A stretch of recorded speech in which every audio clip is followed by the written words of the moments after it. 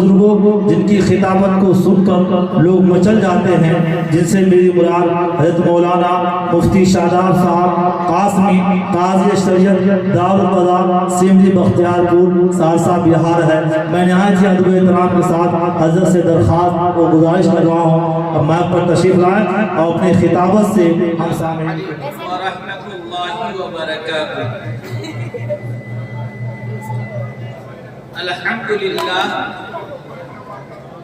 الحمدللہ رب العالمین والصلاة والسلام على سید الانبیاء والمرسلین وعلى آلہ الطیبین الطاہرین، اما بعد۔ اعوذ باللہ من الشیطان الرجیم، بسم اللہ الرحمن الرحیم۔ ایاک نعبد و ایاک نستعین، صدق اللہ العظیم۔ محترم سامعین کرام، اسٹیج پر رونق افروز علماء کرام اور عزیز طلبہ،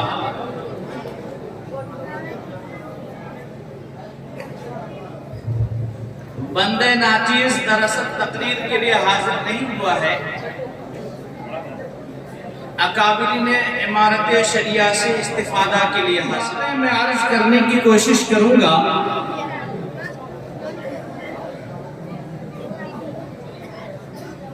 کہ اللہ تبارک و تعالی نے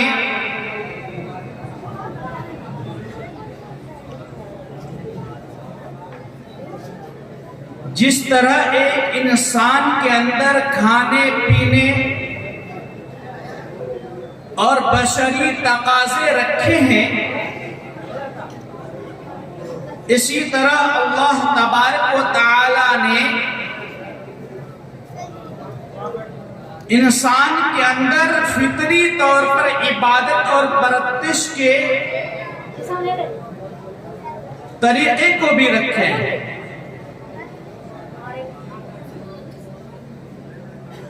کہ ایک انسان کے فطرت میں یہ داخل ہے کہ جس طرح بھوک لگے تو وہ کھانا کھاتے ہیں، پیاس لگے تو پانی پیتے ہیں، کوئی بھی بشری تقاضے ہوں تو اسے پورا کرتے ہیں۔ اسی طرح اللہ تبارک و تعالی نے ایک انسان کے اندر فطری طور پر،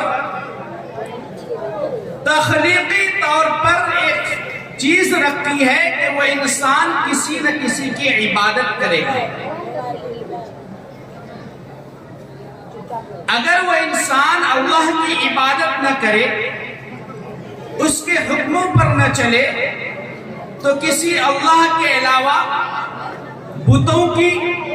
اور دیگر چیزوں کی عبادت کرے گا، اس کے سامنے جھکے گا۔ اللہ تبارک و تعالی نے ارشاد فرمایا، وَمَا خَلَقْتُ الْجِنَّ وَالْإِنسَ إِلَّا لِيَعْبُدُونَ، کہ انسان کے اور جنات کے پیدائش اور تخلیق کا مقصد عبادت اور اللہ کی بندگی ہے۔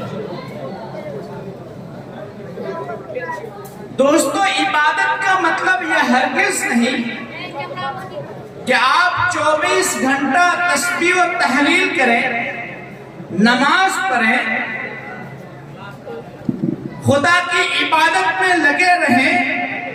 بلکہ عبادت کا مقصد یہ ہے کہ آپ ہر کام میں، ہر ذمہ داری کو ادا کرتے وقت اللہ کے حکم اور اللہ کے امر اور نہی کا خیال رکھیں۔ ایک انسان نماز پڑھتا ہے، زکوٰۃ ادا کرتا ہے، رمضان کے روزے رکھتا ہے، اور اللہ نے مال سے نوازا ہے، حج بھی کرتا ہے، لیکن وہ شخص کے معاملات خراب ہیں، وہ اگر تعلیم کے شعبے سے جڑا ہوا ہے تو وہ شخص وقت پر تعلیم گاہ نہیں پہنچتا، سلیقے سے طلباء کو تربیت نہیں دیتا، ایک شخص تجارت سے جڑا ہوا ہے وہ شخص سلیقے سے تجارت نہیں کرتا بلکہ ڈنڈے مارتا ہے، کپڑے کاٹنے کے دوران کپڑے کا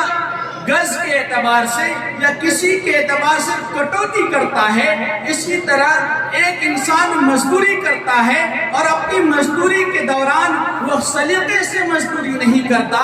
اور اس کے محدود اوقات میں اپنے کام کے فریضے کو ادا نہیں کرتا، تو میرے محترم بزرگوں دوستو اللہ تعالیٰ کے یہاں اس کا حساب ہوگا۔ لیکن ایک شخص ایسا ہے کہ نماز پڑھتا ہے، روزے رکھتا ہے، صبح اٹھتا ہے اور فوراً یہ ارادہ کرتا ہے کہ اللہ تبارک و تعالیٰ نے جس طرح ہمارے اوپر نماز فرض کیا ہے اسی طرح اولاد کی پرورش، اس کی تربیت، بیوی کے خرچے اور ساری چیزیں میری ذمہ داری میں دیا ہے، اس لیے ہم پر فرض ہے کہ ہم اپنے اولاد کے خاطر، اپنے بچوں کے خاطر، اپنی بیوی کے خاطر گھر سے نکلیں اور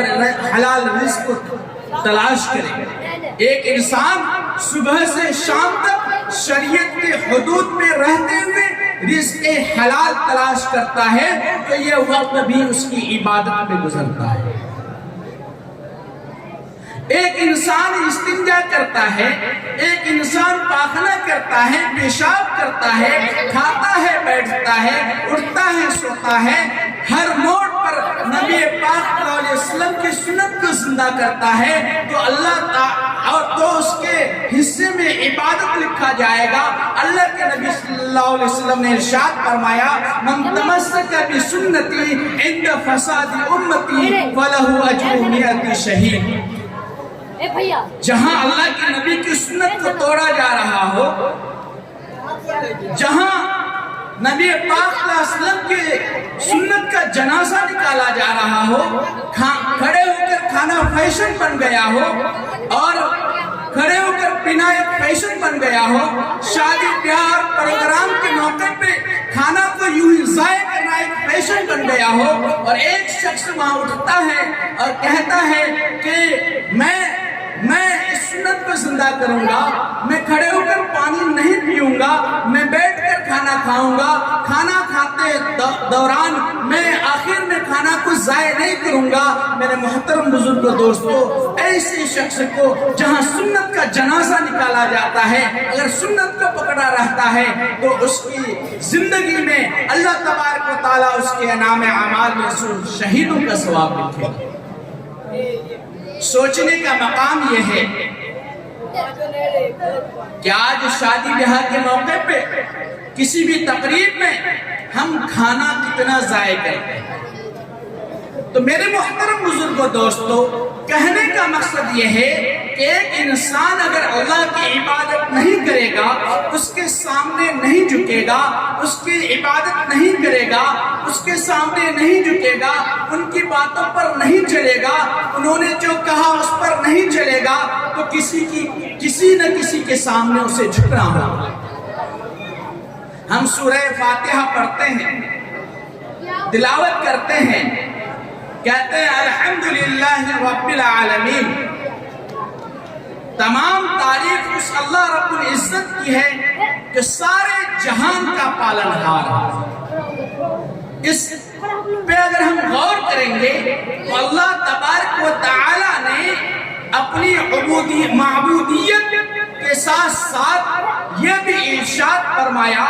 کہ دنیا کی زندگی میں جو تم پردھان بنے ہو، مکھیا بنے ہو یا کسی طرح کے سرپنچ بنے ہو، M L A M P بنے ہو، تم جائیداد کے مالک ہو، یہ عارضی ہیں،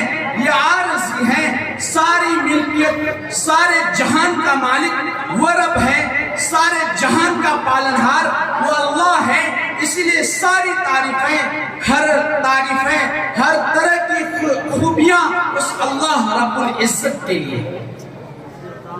میرے محترم بزرگوں دوستو اللہ تبارک و تعالیٰ نے سورہ فاتحہ میں جہاں اپنی تعریف کرنے کا تذکرہ فرمایا وہیں اپنے بندوں سے یہ بھی کہا کہ تم کہو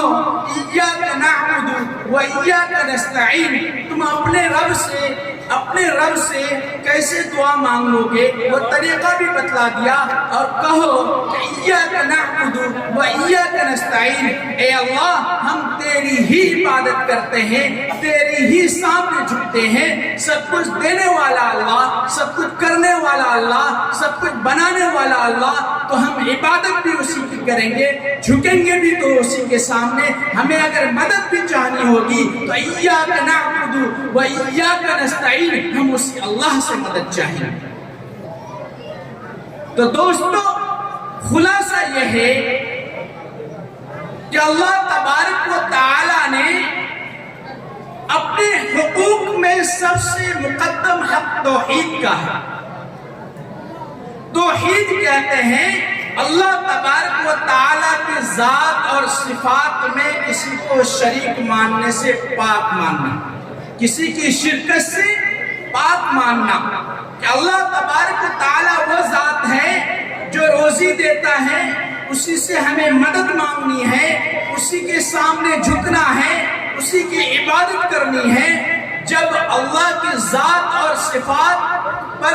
شرکت سے پاک ماننا ہی توحید ہے، اور اسی توحید کو لے کر سارے انبیاء آئے، اسی توحید کی دعوت سارے انبیاء نے دی، اسی توحید کے خاطر ہمارے اور آپ کے نبی تاجدار مکی مدنی نبی صلی اللہ علیہ وسلم نے ہر طرح کی تکلیفیں برداشت کی۔ جب اللہ کے نبی کو سب سے پہلے حکم دیا گیا وانذر عشیرتک الاقربین، اے میرے آقا، اے میرے محبوب، اپنے قریبی رشتہ داروں کو مجھ سے ڈراؤ، تو آپ صلی اللہ علیہ وسلم نے صفا کی چوٹی سے ببانگ دوہل اعلان کیا، اے بنو مخزوم، اے بنو تمیم، اے بنو زہرہ، میں تمہیں بلاتا ہوں،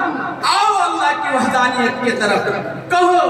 قولوا لا الہ الا اللہ تفلحوا، کہو اللہ کے علاوہ کوئی معبود نہیں، کہو اللہ کے علاوہ کوئی عبادت کے لائق نہیں، کہو اللہ کے علاوہ کسی کے سامنے جھکنے کے لائق نہیں۔ لیکن اسی مجلس میں آپ کے رشتہ دار میں سے آپ کے چچا، وہ چچا جو آپ کی پیدائش کے ساتھ بعد خوشی منائے تھے، اور سب سے پہلے آپ صلی اللہ علیہ وسلم نے اسی چچا کی لونڈی کی دودھ پیا تھا، اسی چچا نے کہا تبر الہذا جماعتنا، غارت ہو جاؤ محمد، اسی مقصد سے تم جمع کیے تھے، غارت ہو جاؤ محمد، تم اسی مقصد سے ہم جمع کیے تھے۔ ہم اللہ کی وحدانیت کو تسلیم نہیں کر سکتے۔ میرے محترم بزرگوں، دوستو،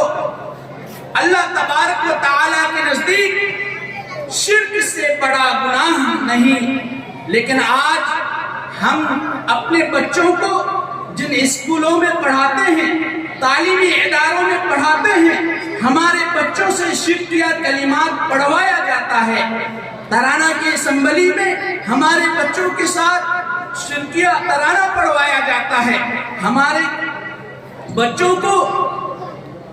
کے اسکولی نصاب میں اس طرح کا نصاب اور کورس داخل کیا گیا ہے جس میں شرک کی بو آتی ہے۔ ہم اپنے بچوں کو اسکولوں میں ضرور پڑھائیں، لیکن یاد رکھیں ہم اپنے علاقے کے اسکولوں کا جائزہ لیں کہ کہیں تعلیم کے نام پر ہمارا جو بنیادی عقیدہ توحید ہے اس پر تو حملہ نہیں ہو رہا ہے، کہیں شرکیہ ترانہ تو نہیں پڑھایا جا رہا ہے، کہیں ہمارے بچوں کے ساتھ شرکیہ نصاب تو نہیں پڑھایا جا رہا ہے۔ یہ جائزہ لینا ہماری اور آپ کی ذمہ داری ہے، آپ کا فرض بنتا ہے۔ اگر آپ نے تعلیم کے نام پہ اپنے ایمان کا سودا کر لیا، میرے محترم بزرگوں، دوستو، اس تعلیم کا کوئی فائدہ نہیں۔ اس لیے ہم کوشش کریں کہ اپنے اسکول کا جائزہ لیں اور اپنے اعتبار سے اسلامک اسکول اپنے علاقے میں قائم کرنے کی کوشش کریں گے نا بھائی؟